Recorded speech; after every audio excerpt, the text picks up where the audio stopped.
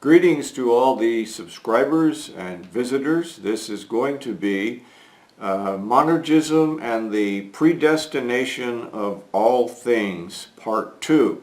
And I'm going to do a little recap here. We did talk about monergism in the first video, that being the work of one, and not as synergism, which means a work of more than one.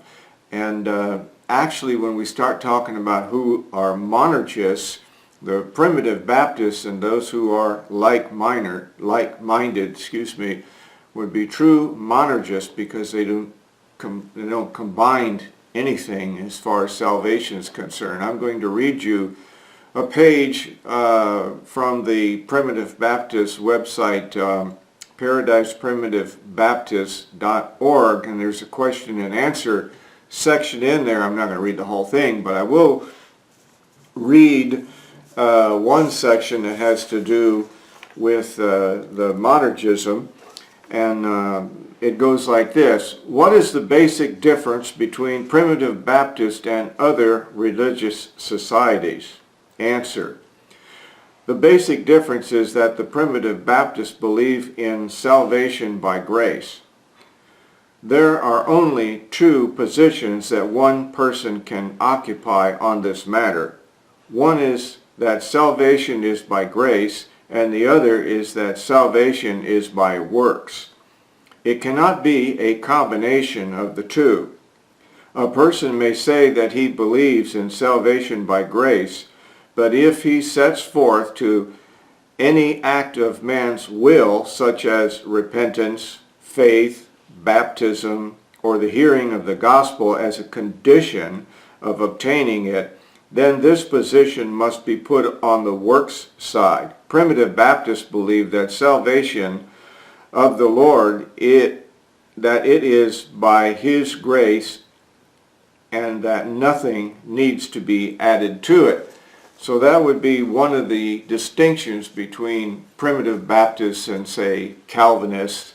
And a friend of mine who goes by The Ears to Hear on YouTube had to answer a question to a fellow, why don't Primitive Baptists go to seminaries? And he said, well, the seminaries are made up of 90% Arminians and 10% absoluters.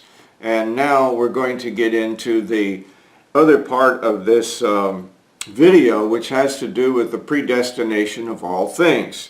And I'm going to read to you what started all this when I posted this on the Facebook to begin with. And this was the post. God has not predestined all things. However, He has predestined the elect to be conformed to the image of His Son, Jesus Christ. None of God's elect shall be lost. Christ's blood was shed for them and them alone. The atonement was particular and not universal.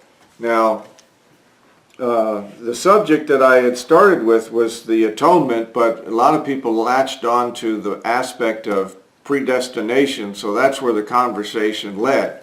Now, when my friend had said that 90% of those in seminaries were Arminians, we know what Arminians are. We know they believe in free will as a condition of salvation, and that the atonement made it possible. It wasn't that it actually saved anyone.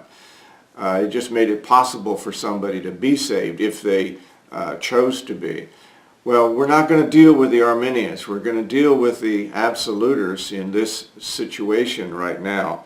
And I'll give you some examples. John Piper, I heard him say one time, where God had predestined even the roll of the dice in Las Vegas. In other words, every roll of the dice was predestined. Another pastor, a friend of mine, we had a discussion on the internet, and he said even the coffee that I was drinking that particular day, that brand was predestined.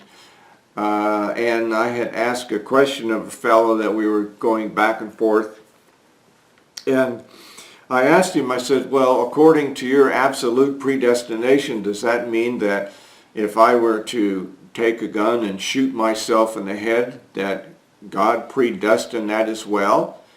And I said, answer the question, yes or no. And of course he answered it yes.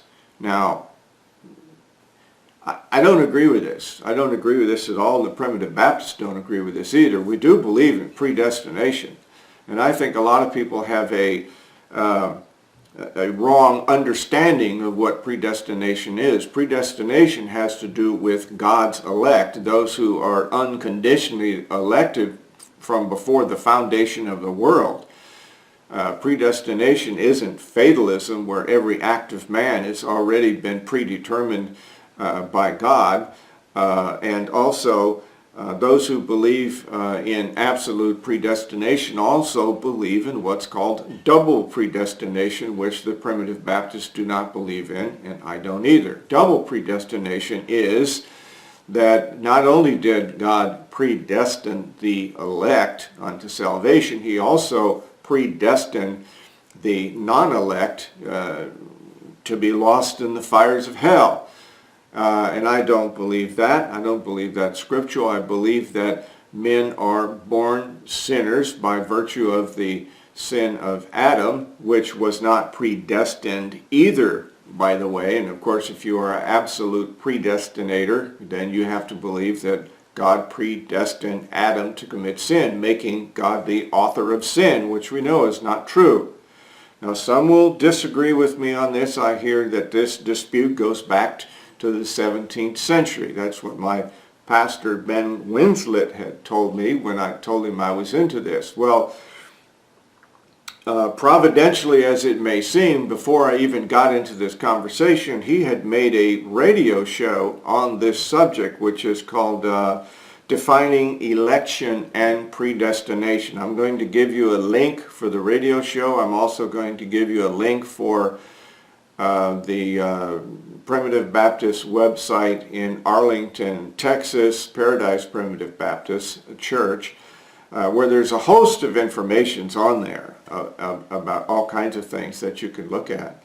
But you should listen to this 30-minute radio show because Pastor Winslet does an excellent job from the Flint River Primitive Baptist Church in Huntsville, Alabama. And by the way, that church is about 207 years old. It's the oldest church, Primitive Baptist church in Huntsville, Alabama. The Primitive Baptists go back prior to the Reformation. They are not Protestants. They are Primitive Baptist or the original Baptist. And I will be doing videos on Primitive Baptist from when I start my next series. So, what else do I have to add here? I'm going to give you the link for the radio show. I'm also going to give you a link to the Primitive Baptist website, and I would encourage you to look into these because God did not predestinate sin. He did not predestinate the roll of the dice in Vegas, nor the brand of coffee that I bought last week. And he certainly would not predestinate a person to commit suicide. So we are standing against absolute predestination, but we are saying that predestination is biblical and it applies to the election of God's children into his kingdom, making them his sons. Those are predestined to be with him forever. All right, God bless you and have a wonderful day. Bye-bye.